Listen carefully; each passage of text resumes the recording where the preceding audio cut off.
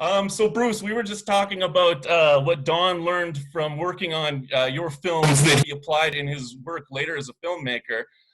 But now that you are both here, I really want to know the story of how you first connected with each other and how that eventually led to Roadkill. Because as some folks might not know, Don, as well as acting in Roadkill, also wrote the film. Well, yeah. Well, Bruce, do you want to say? Well, you can start. You can start. Well, what happened is Bruce had already hired me to write Highway 61. I went through a long audition process and we connected on that, and I wrote started writing. I was sort of halfway through that when And while I was doing it, Bruce was doing what was supposed to be a documentary about a band called Neon Rome, Neon Rome, and as that progressed, it started falling apart. You tell them, Bruce. The documentary started falling apart, and so he asked me to write, turn it into a fiction. So Roadkill started as a documentary about another band, or is this a completely separate project? No, that's how it started. Yeah, it started as a band. It started as a project about a band called Neon Rome, which were a kind of a Queen Street underground band with a singer that was affectionately called the Leprechaun Dog, a guy named Neil Arbic, who was a very magnetic and amazing performer, kind of channeling Iggy Pop and Jim Morrison. And so we had money from, I think, the Canada Council to do this documentary about them going from Toronto up through Northern Ontario to Thunder Bay. And about 2 weeks before we were supposed to go, Neil, the singer, took a vow of silence and shaved his head. Wow. And thus began the sort of disintegration of the band. And so I remember there were other things going on too, like the manager was sort of threatening Bruce and things like that. And Bruce slowly said, "Don, why don't you write a couple of the scenes that sort of do some scenes with fiction, with dialogue," and slowly it became more and more fictional stuff. And you can see. So Don was doing such an amazing job on Highway 61. I had never, had the pleasure to work with a writer before, and I just was like, every day was like Christmas, right? Because Don would come with these scenes and these pages. It was like, this is amazing. And so when the band started to disintegrate, Lou, the manager, threatened us, and there was all kinds of things going on. So I began to imagine a film about the band without the band. And I thought the only person that could pull that off was Don McKellar. And within pretty short order, really short, Don came up, like, it was weeks, right? It was not a long time. Weeks. Don just because we had the money, like Bruce said, there was a small amount of money for this documentary. So it's like, well, we're not going to throw the money away. Let's make a movie. And that's fantastic. So you were writing Highway 61 before this film was even made. Yeah, that's right. Oh, that's fantastic. And so was there anything in the success of Roadkill that led to the creation of Highway 61? Did it help you get more financing, or was financing already in place for Highway 61? Totally. Roadkill did very well. I mean, and it won an award in Toronto at the Toronto Film Festival. We went to Berlin. Yeah, and went to Berlin. Stood on top of the Berlin Wall drinking beer as the East Germans started to tear down the wall. That's right. We were in Berlin when the wall was coming down. It was very exciting. And then for sure. And we got some sales, and we got a German investor, and that definitely is what made Highway 61 happen. Fantastic. So can you guys talk a bit about the climate of Canadian film before the making of Highway 61? Was this a film that stood out in the marketplace immediately, or were there some other filmmakers that you were inspired by at the time with work that they were doing? Bruce? Well, Adam Macgowan. I mean, I was an editor for Adam at the time, and he was very helpful and supportive. I think it was around Speaking Parts. Yes, Adam, because I remember you took me to Speaking Parts. Adam was like of Speaking Parts. Yeah, he was like really supportive and really helpful. Other It was just, it John was just, Page. it John was Page just making films starting here in Toronto. Patricia had done, I've heard the mermaid Mermaid. singing. There was a very small scene, and you know, but that's what was exciting. It seemed like we were sort of coming in a new generation. Yeah, you can really feel that energy in the film, that it feels like you guys are making something fresh at the time and almost rebellious to the current, or at that time, the current landscape of film. Yeah. And it really inspired a lot of other renegade filmmakers at the time. Can you talk about the production of the film? As I'm assuming you guys did drive along a certain stretch of road during the creation of the film, but were you staying at hotels, eating at fast food restaurants, or what was the schedule like and the production like? It was all I don't remember the cocaine food too well. I don't remember the food too well. no, there was no food really. There wasn't much No food. food. Well, the secret weapon behind Roadkill, other than Don, because Don wrote it and played such a great role in it, played a great character in it, was a guy named Colin Brunton. And Colin, I had met on a Ron Mann film called Imagine the Sound. It was about performance poets. And Colin was the sort of PM of that film, and he had done other movies. He was he worked for the Garys, which were these music promoters in town, in Toronto, that brought in the Police and the Ramones and all these amazing bands. So Colin was the only guy, you know, Don and I were doing this sort of for the first time. We had never really done a movie before. But Colin was sort of the secret weapon, because Colin understood kind of the organization, what it took to kind of like make it happen, you know, like it didn't matter if the money was big or small. Colin could, he could manage it well. He could place it well. He was very creative. He was very smart with practical solutions, and yeah, so he worked with Don and I. We came up with the map, or Don came up with the map, and Colin was there to kind of really help us execute it. Make it happen. Yeah. Colin, I mean, we probably wouldn't have got through day 4 without it falling apart. No, that's for sure. And yeah. Oh, sorry to interrupt. Continue, Don. I was just trying to think of the food, but it doesn't come to mind. Well, you just hear these stories about when bands are touring, and I picture this movie a lot like a touring band.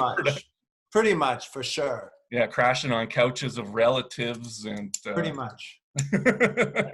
So Don, you're on screen for, I'd say, about 20 minutes, but you also wrote the film. Were you along during the entire process, and were you having to write during the filming of Roadkill?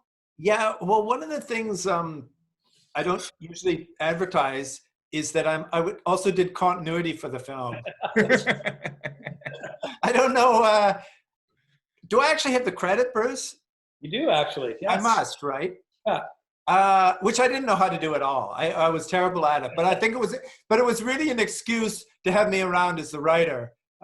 So I was there for the whole shoot, and yeah, I did a little bit of writing, but it was enough on the road. I mean, it was a real pleasure, because you have to understand, I was an editor turned director for the first time, so I didn't even know how to do that job necessarily. So to have Don, who had written it, it was a great team to be able to kind of solve problems together and to figure out what the day was going to be like, or how we would maybe shoot certain things. It was kind of essential that he was there every day. And yeah, we had to change a couple of things too, just based on weather or circumstances. So I had to be there, kind of. Fantastic. So, Bruce, there's a lot of great musicians in the film, but a lot of great musicians on the soundtrack of the film as well. Can you talk a bit about the process of wrangling Joey Ramone or Cowboy Junkies for the soundtrack? Or if you wrote parts for any specific musicians that you were already friends with, perhaps?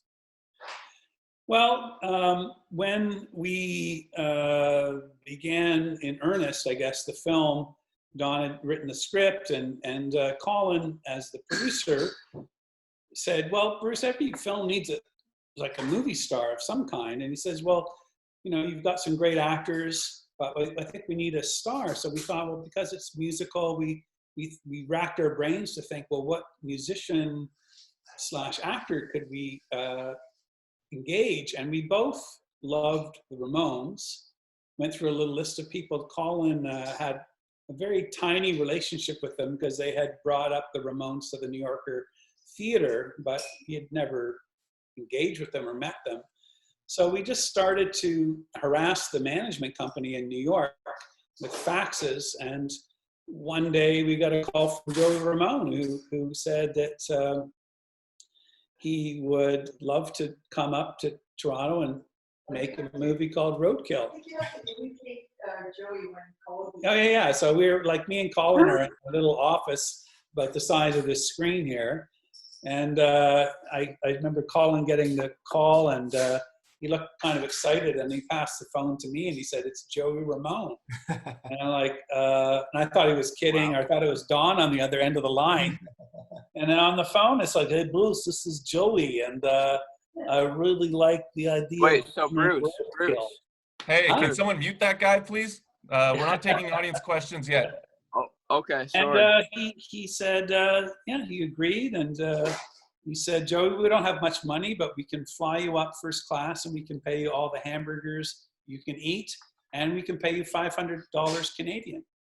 So Joey was a prince among men, and he came up and did a day with us in Sudbury. I recall a credit at the end, special guest star co-director or something like that. Did he have a special handler for that scene, or were you the one directing him? With Joey? No, he kind of arrived on his own. Colin's girlfriend at the time, Joni, was kind of his handler for a while. And Joey he was great.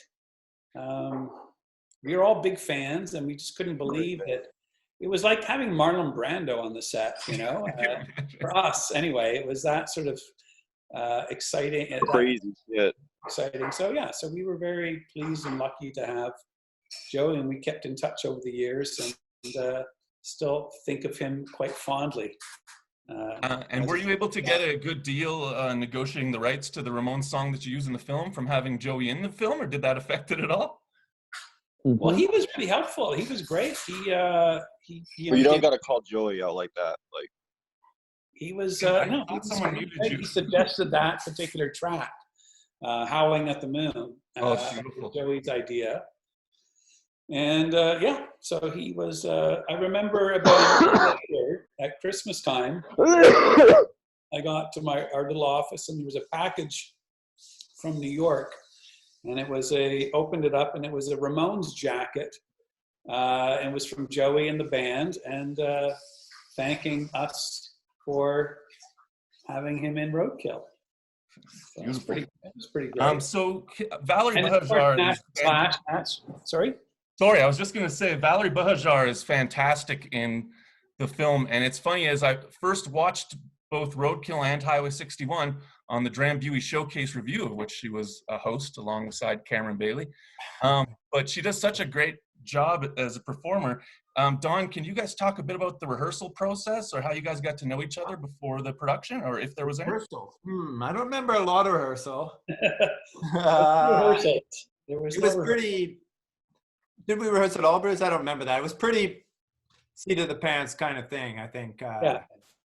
But actually, oddly enough, I'd worked with Valerie before because I'd done a little children's show that had toured Ontario with Valerie. So I knew her. So we had a bit of a rapport, and I sort of knew what she was like and what she wanted and things. So yeah, there was a familiarity there that you could really feel. Someone was asking if it was shot around Sudbury. We shot some in Sudbury. That's the real slag pour. Yeah. We shot around, it was all in Ontario, from Toronto up to Sudbury. Yeah. Fantastic. And so can you talk about touring with the film? And you mentioned going worldwide with it. Can you talk about how people responded to Canadians making such a great film, but also touring with such a good movie? Because a lot of Canadian films don't really have the international reach that Roadkill did. It was sort of bizarre because our first, we premiered it at the Toronto Film Festival. And I think the next, Sudbury, of course. Sudbury had a very, do you remember the reception, Don, in Sudbury? Yeah, that was a very memorable night. Where we premiered in Sudbury at was the first night of the first Sudbury Film Festival. And I think it's safe to say some of them weren't thrilled with the representation of Sudbury. But some of the kids liked it. Oh, the kids loved it, yes, but some of the other ones, we were... it wasn't what they had imagined when they thought they were going to Sudbury on the silver screen. Yeah. But we went, then we were lucky to be invited to Berlin. And in Berlin, I met a guy named Riju Go, who was a filmmaker from Japan.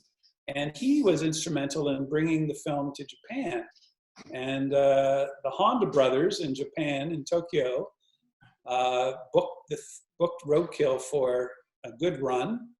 And it went a bunch of other places too, but those are the two places I remember. The thing I remember about Berlin was that screening was it was so quiet. They took it really seriously. And I remember watching it thinking, oh my God, they hate this film. And then at the end they applauded, they loved it. And in the question and answer with Bruce, they were asking all these questions about the symbolism. It was really fun. Beautiful. So both of you gentlemen still have the luxury and privilege of working in the Canadian film industry to this day. Can you talk a bit about how it has changed? Not this week, not this month, but... Yeah. Can you talk a bit about how it's changed in the last 30 years? Oh my God, Bruce, go ahead. Gosh, how has it changed? People have become a little bit more entitled, and they like to have a lot more things on their, talking about food. Yeah, I mean, I don't know. I mean, when we started, I remember we didn't even have any, I always say, and it's true, that we didn't even have the option of selling out. I didn't even know how that would work. There was no real industry to speak of. I mean, I guess there were shows being made north of 60 and things, street legal, was it, Bruce? But I mean, it didn't even seem like an option. So there was no real temptation of selling out. And now it's a big industry. So yeah, that's the difference, I think, between when we made this and what it is now. Is like now there is a fully formed industry, which is great in a lot of ways because there's a lot of people working and doing things and making things, but it is maybe lacking a little bit of that kind of random, off the cuff, go for it kind of thing. You know, that it's not something like a film like this is not something you plan. It's something that happens, and you're lucky with a group of like-minded people. It very much was like being in a band, I would think, and using what you had and just doing it. And it's a little bit more, I think it's still done today. Yeah. But it's less of a, it's less, maybe it's done more so than it was then, because then it was not much happening. Now there's a lot happening. There's a lot of very exciting, interesting underground. I think there was more of a sense of community when we started. It seemed like us a bunch of people together doing stuff. It's harder to pull that off now. So what are you gentlemen working on right now? I believe I have a trailer for Bruce's new film to share called Dreamland, which will queue up just before this wraps up here. I can't wait to see that. I haven't seen the trailer. That's exciting. A little treat for you, Don. Yeah. But are you gentlemen working on anything else new right now? Well, in fact, you know, sometimes what you think is new, but sometimes for Don and I, it's been cooking for quite a while. So we have a project that we both love dearly and have been, in the last year, have been sort of cooking a little bit. based on a graphic novel called Yummy Fur: The Adventures of Ed the Happy Clown. And Don Chester wrote Brown, yeah? Chester Brown, yes. And so we are in sort of the stage right now of kind of conceptualizing and kind of thinking. It's a pretty, the fact that you know it is interesting. It's a fairly crazy, It's crazy. wonderful story. Oh, it's totally crazy. It's crazy. But it's sort of getting to be time to make it. Yeah. It's a crazy time, Bruce. So speaking of this crazy time, what artwork is keeping you gentlemen sane during this COVID situation? Are there any films or novels or music you're revisiting that's helping you through this? Don, why don't you start? I watch I sit and watch Turner Classics and watch old films. That's what I spend most of my days doing. I don't have any, I'm trying to think of new things to recommend. Go ahead, Bruce, what do you have? Well, I'm just thinking of what we've been watching here in our house. And so a popular, we watched Midnight Cowboy, me and my daughter Charlie and Danny. It's a great one for the kids. It's a great family film, Bruce. Charlie's 17, so she's old enough. No, yeah. Cowboy, Mars Attacks, which we loved. What was the other one we watched? For some reason we were on this weird Dustin Hoffman thing. So we watched Tootsie, Midnight Cowboy. Yeah. Mars Attacks, he wasn't in that, but it was still a good movie. He thought he might be. And yeah, those are the movies actually. TV wise, I haven't, we've just been watching movies mostly, I think. Yeah. Yeah, same here. We just watched Mars Attacks last week, and I was amazed at how well it holds up. Really? Yeah, I loved it. I thought it was really fun. And at the time, it felt like Jack Nicholson was the world's most incompetent president, but look at where now he's like totally solid. He'd be Totally. If only Right. he was That's the president. guy you want now. Yes. Yeah. Great. Well, thank you so much for joining us on National Canadian Film Day, guys. You were both living legends, in my opinion, and I hope for all the best on the new projects you're working on. Thank you. Next time we hope to actually be there in person at the Calgary Underground Festival. I've always wanted to go. Festival. Yes. Yeah. All right, we're going to bring you down, Don. And right. if you guys do end up making this film, I promise an opening night slot. Okay. This is legally binding. Remember, Don, what do you think? It sounds good to me. And this won't be I'm another going Sudbury. to call you after this, Don, on the telephone, okay? Okay, call me up, Bruce. Okay. Okay, great. Well, without further ado, I'm going to bring up the trailer for Bruce's. Bring up the porn now, hackers. Mix it up a little bit with the trailer. And just a reminder to everybody, you can watch Roadkill on Canopy, CBC Gem, and I noticed it's on Stars as well if you're a Crave subscriber. So thanks again to Bruce and Don for joining us, and take care of yourselves, everybody. Kids, take care of yourselves out there. Yeah. I am muted as a host. That's it. See you, Bruce. Okay. I'll call you, okay? Okay. See you. Ciao. Ciao.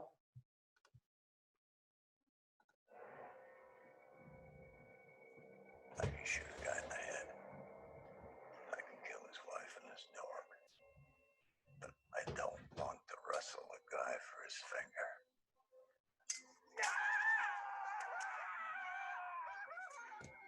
There's something wrong with you. Do you know a guy called Hercules? I take guys out for Hercules. New job. You know the trumpet player, the genius? I need my horn back. They sort of got on the wrong side of me. God damn it. I have to lean into a new line of work. One you hate. Well, too fucking bad. Princess here is getting married tonight to the Countess's brother. Some kind of vampire. I don't fucking know. Oh, no, you don't want to suck me. The Countess. She's a monster. Where are the little people? The little people for the cake. Hercules. He has your sister. I'm gonna get her. What's this? A deal. What am I gonna do to stop Hercules? I need a shower. He wants a shower.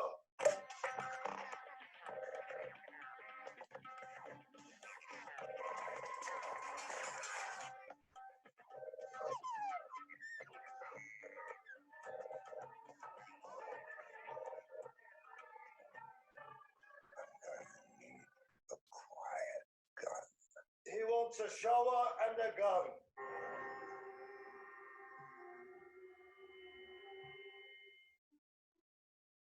Well, thanks for joining us, everybody, and I hope to see you later this year at the Calgary Underground Film Festival. We'll announce a date as soon as we have one. So take care of yourselves and enjoy Roadkill.